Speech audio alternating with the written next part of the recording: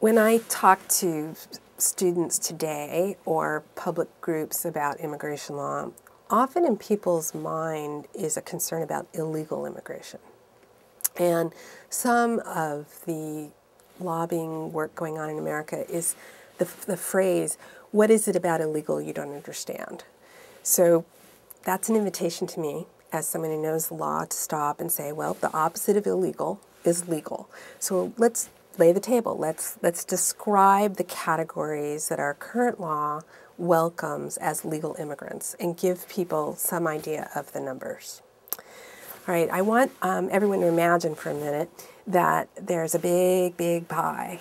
And that pie right now is the United States populated with, shall we use the number of 350 million people. Of the 350 million, between young people and retired people, we have maybe 150 million people actually working.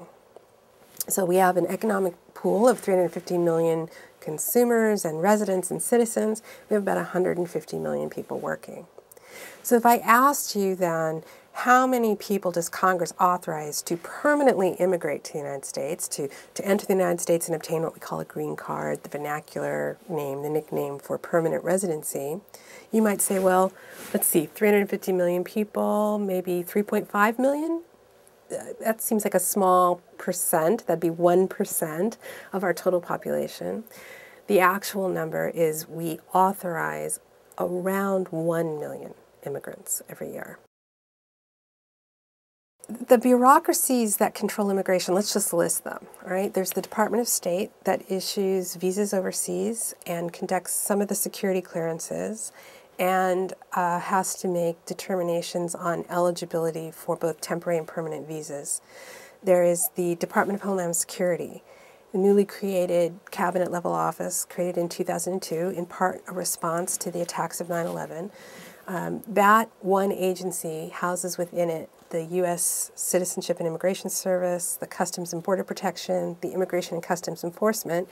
Those three agencies obviously have immigration, but there's also Department of Health Services, Department of Labor.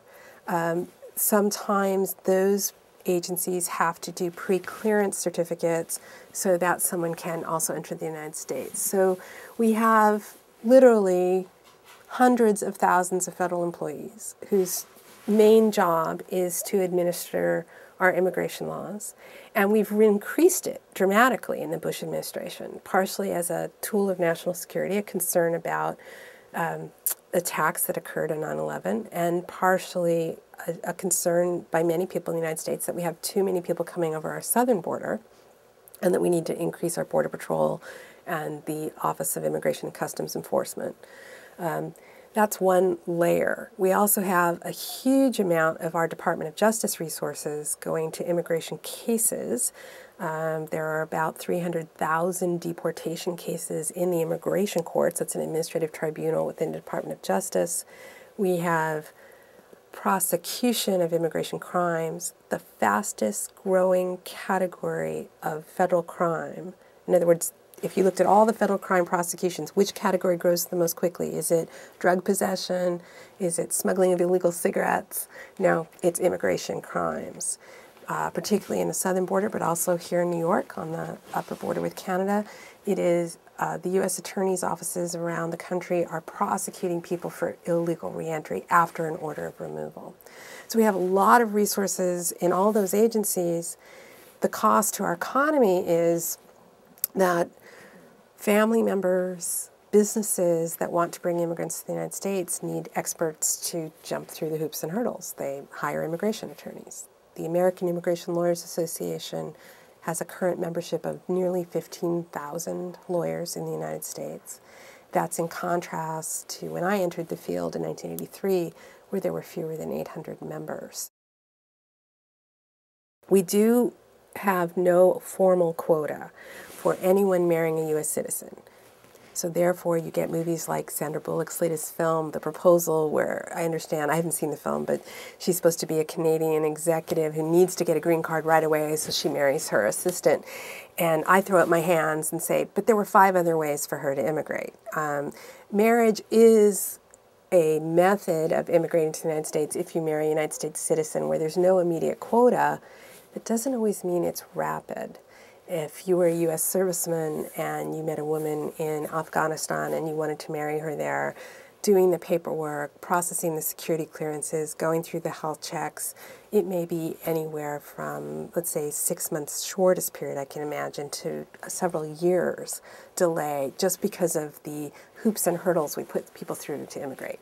But as a matter of principle and as a table setter, yes, our country's very generous in that U.S. citizens may bring their spouses right away. Caveat, of course, because of the Defense of Marriage Act, Congress has said federal law will only recognize marriage between a man and a woman.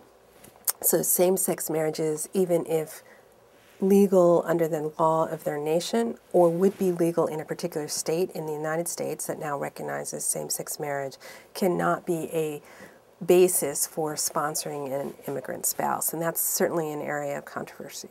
Some of our illegal immigration problem is that people who love each other, who have the closest relationship in the world of spouse, who want to bring their spouse legally, are facing these enormous, lengthy delays. Congress has only recently ameliorated it a little bit by allowing some people who were caught in bureaucratic delays to at least come temporarily to live with their spouse, but there's no general provision that says you may wait out the quota in the United States. So I just want people watching this or listening to this to think, if you were in love, remember that blush of the first romance and how you couldn't wait till your boyfriend got out of algebra class, let alone wait 12 years to live together with your spouse.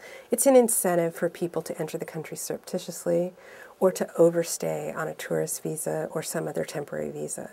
So part of our what is it about illegal you don't understand is there are people whose heart and soul is now situated in this country, but the legal system delay is just so long.